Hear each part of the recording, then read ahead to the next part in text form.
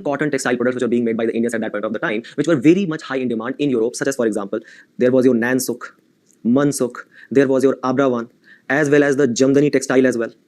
Thus, if you will read The Era of Darkness, written by Shashi Tharoor, he writes that how, by the time the Britishers arrived in our country, India was actually leading the global textile market with share of 25% of the textile production of the world. However, because of the issue of colonization and the subsequent deindustrialization which took place in our country, thanks to the British mercantilist policy, by the time the Britishers left our country, our share was actually reduced to 2% in this global textile sector.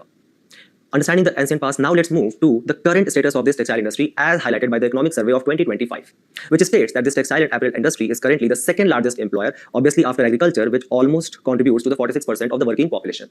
Thus, this textile sector actually provides direct employment to 45 million people and plays a very key role in the financial inclusivity, as the 80% capacity of this textile sector actually lies with the MSME clusters spread across the country. When we come to export, in the year of 2023, the textile sector export actually amounted to $34 billion, of which 42% was actually the apparels or the clothes which we are wearing, the ready-made clothes which we are selling to the other parts of the world. And 66% of this export was confined to two regions, that is European Union and USA.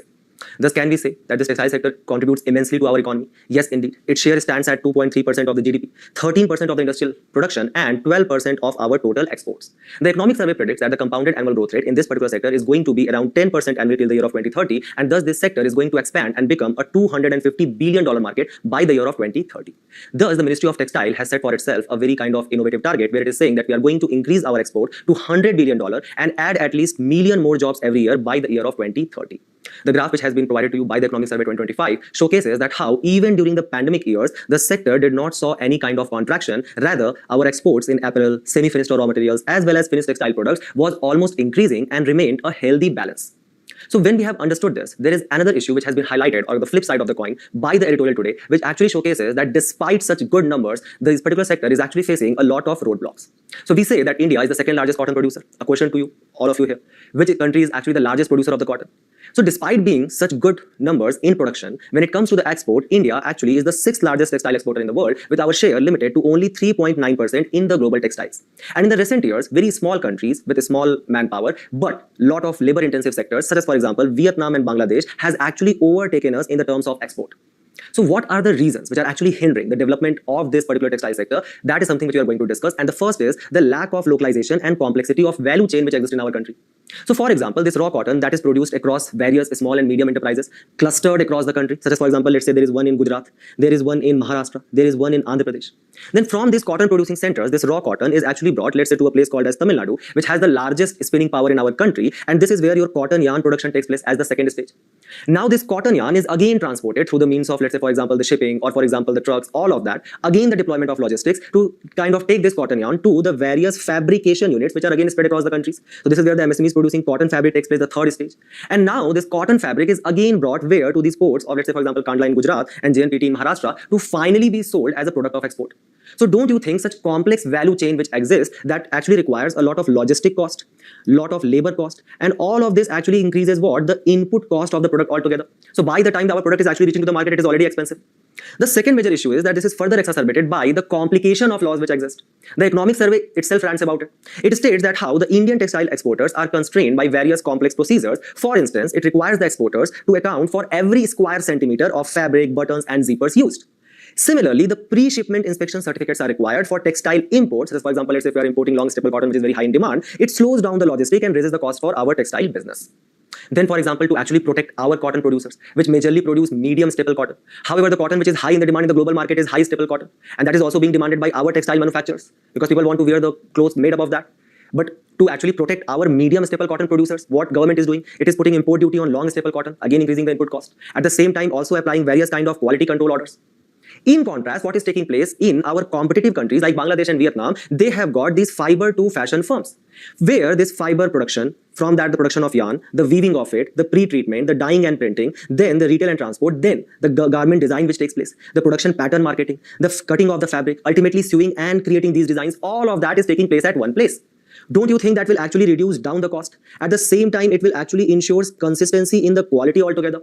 And because there are various less government inspections and measures required, it will actually streamline the governance of this sector as well. The next major issue is the policies of other nations and the impact it has on our textile sector. Correct. For example, our competitive countries, they are actually benefited from the various kind of free trade agreements which they have signed with the consumer countries. Very recently, from your analysis section, you guys can actually recall that we were talking about the absence of FTA which exists between European Union and India. So because we don't have such FTA with European Union, while European Union has such FTA, let's say with Bangladesh, it actually kind of applying 10% extra tariff on our textile products. So obviously, by the time our product is reaching to European Union, it is going to be much more expensive than Bangladesh. The same case can also be said with the kind of the silk shawls and the scarves of Korea. So for example, even though our production cost is much cheaper than Korea in terms of silk shawls and scarves, at the same time, we also have better quality than that. But because USA has signed an FTA with Korea, it does not apply any import duty on that. But on India, it actually charges 11% of tariff. So obviously, our products will become what? Costlier. Higher the price, lesser the demand, simple economics. Then these developed countries are actually shifting towards their sustainable sources and circular economy. For example, between 2022 to 24, the European Union has actually applied more than 16 legislative policies to actually kind of regulate their fashion industry based upon this textile and apparels. So if our medium, small, micro enterprises, if they will have to comply with the kind of requirements they're asking for their products, obviously it is going to increase their input cost. Many of the times they're not able to comply with the kind of the green demands which they are making. So can we say that because of the accumulation of all of these factors, there will be less demand for our products in markets of European Union and USA in comparison to the products of Bangladesh and Vietnam? Thus, there exists less impetus for Indian industries to actually produce. Just now we actually learned that how Tamil Nadu has the largest spinning capacity in our country, but between the very same 2 years, 2022 to 24, more than 500 textile mills in Tamil Nadu actually shut down, which actually showcases that this is now becoming a very serious issue. And then all of these challenges can further be exacerbated by the fundamental issues which exist, that is basically upon the production capacity. So for example, the majority of the belt which we are looking at, the cotton producing states, the Gujarat, Maharashtra, Punjab, Haryana, all of them have poor irrigation capacity, with more than 46% farmers actually dependent on what? On monsoon rainfall for this cotton production, textile production. Let's say there exists a kind of a bad monsoon due to events like El Nino, don't you think that our production capacity is going to decline as well? Then, because these cotton producers were kind of practicing the monocropping, where they are growing the single crop of cotton on the large extent of their field area, it is obviously going to do what? Decline the productivity. Then there can be pest attacks as well, such as for example the attack of bollworm. Just look here, the cotton level in Punjab has dropped by 43%. The three states have also witnessed a significant decline of around 5.58 lakh hectares in the area under cotton cultivation. Look, the area under cultivation and the cotton production showcasing significant decline in all the states. One of the major reasons for that is the kind of the poor implementation of minimum support prices by the government as well. Even though the government announces the MSP but does not procure from most of the farmers. Right? Then, if you look at India, farmers in North India mostly grow what? Medium staple cotton, but which is the kind of the cotton which is actually in demand in the world globally, that is high staple cotton. That is something which we are not producing. So, because of all of these issues which are actually hindering the development of the textile sector, the government has taken the cognizance of it and has launched several schemes. So, for example, we were discussing about how there exists a kind of a farm to fashion, kind of a clustered development model in our competitive sectors, competitive countries. Similarly, the government is trying to launch Pradhan Mantri Mitra Parks, where there is going to be integration of all of the units at one place, so that to actually kind of reduce down the logistic cost which is being involved. Then, to further provide impetus for production, the government has brought this sector under the production linked incentive scheme as well. Where, let's say, for example, if 1 year the production was around 1,000 rupees, 100 apparel produce was actually created. If next year you create 200 apples and the production cost, let's say for example, jumps to 2,000 rupees. So on this production increase which has been done, the government will provide you kind of subsidy which you can use, let's say for example, to further buy good machines, right? And that will further create or provide impetus for the production. Then the government has also rebated various kind of state and central taxes levies which are charged on this sector.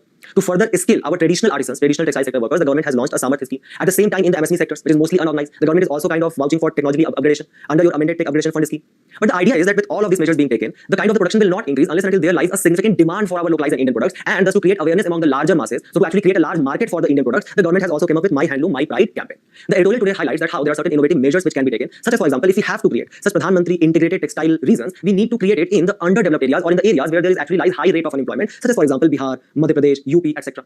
Then the article suggests that there exists a high attrition rate among the workers. What is high attrition rate? Basically the workers who are working in the textile industry and then now they are leaving the textile industry. Why they are doing so? Because let's say for example, most of this sector actually falls in what? Unorganized sector, 90% of it. So the workers get meager salary of 500 to 600 rupees a day. Most of this salary is actually invested in what? In their transportation or accommodation cost. So the idea is why not to bring a kind of an industrial housing policy where we start providing housing to these people around these textile producing clusters itself. And then there itself, you can also start skilling these laborers under this Samarth scheme.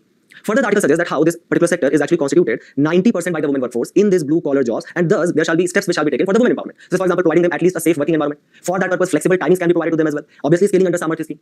So, all of these suggestions will significantly improve what? The kind of the targets which we have set for our textile sector. That is something which we can try to achieve. Just try to implement all of these points in this particular question and we move forward to the next news, where the editorial highlights the importance of wetlands in natural ecosystem and argues for a better conservation strategy for protection of these wetlands in India and globally. This preservation of wetlands forms an important component of our GST paper under the larger theme of environment conservation. So, let's first try to understand that what is this Ramsar Convention 1971 mentioned in today's editorial. Well, on 2nd of February, every year we celebrate the World Wetland Day, which basically marks the signing of the Ramsar Convention of 1971, signed to actually kind of protect the wetlands, important wetlands across the countries in the world in the Ramsar city of which country? Iran. Basically, it is a kind of an international treaty which aims to promote the preservation of wetlands across countries. The theme for 2025, keep this in mind for the examination, is protecting wetland for our common future. Don't you think that it actually resonates with the idea of the Brundtland Report 1987, which was actually formed by the United Nations World Commission on Environment in the year of 1987, which actually kind of promulgated which idea? Our common future, and thus led to the establishment of what? The Rio Earth Summit of 1992, and passing of Agenda 2021, which is basically a kind of a non-binding treaty on sustainable development by the various countries. Keep this in mind that this Ramsar Convention took place. 18 nations agreed to the Convention on Wetlands of International Importance, especially as the waterfowl habitat. Which was the first country to accede to this convention? Australia. And which is the first Ramsar site in the world? That is Australia's Cobbwood Peninsula. The convention came into force in which year? 1975, with UNESCO being one of its depository. And ultimately, India became the party in which year? 1981. And the first two Ramsar sites which were declared, they were Chilika Lake in Odisha and Keoladio National Park in the state of Rajasthan. So keep these important facts in your mind for Philips. Also, let's try to understand what does our official definition as per the Wetland Conservation and Management 2017 describes these wetlands to be. So it basically states that a wetland can be an area of marsh, fen, peatland or water. Whether this particular lake or something can be natural or artificial. It can be a permanent lake or temporary. The water can be either static or flowing, or the nature of the water can be fresh, brackish, salt, doesn't matter. Even if there is a marine water, the marine water up to the depth of which at least the low tide does not exceed 6 meters, that will also be constituted under the definition of wetland. But what does not included in this definition of wetland as per the Wetland Conservation and Management 2017? It does not include river channels, paddy fields, any human-made water bodies or tanks, or the structures which are created for aquaculture, salt production and irrigation. So remember, if the statements contain any of this, just try to eliminate that statement that is not from the part of the wetland as per our official definition. So now let's try to understand the status of wetland. What does the numbers tell us? As mentioned in today's editorial, it says that globally around area of 12 million kilometers square is actually covered by these wetlands, which basically constitutes 6% of our Earth's surface and 40% of the global ecosystem services which is being provided by these wetlands. When we look at the Down to Earth report, it basically says that India is actually a country of small wetlands because 90% of the wetlands which actually exist in our country, they are actually less than 0.1 hectare. Then, as per the National Wetland Inventory and Assessment Program (NWIP) by Space Application Center of ISRO, it tells us that in our country, the total wetland area actually expands to 16.89 million hectares, which basically constitutes 5.12% of the total geographic area of our country.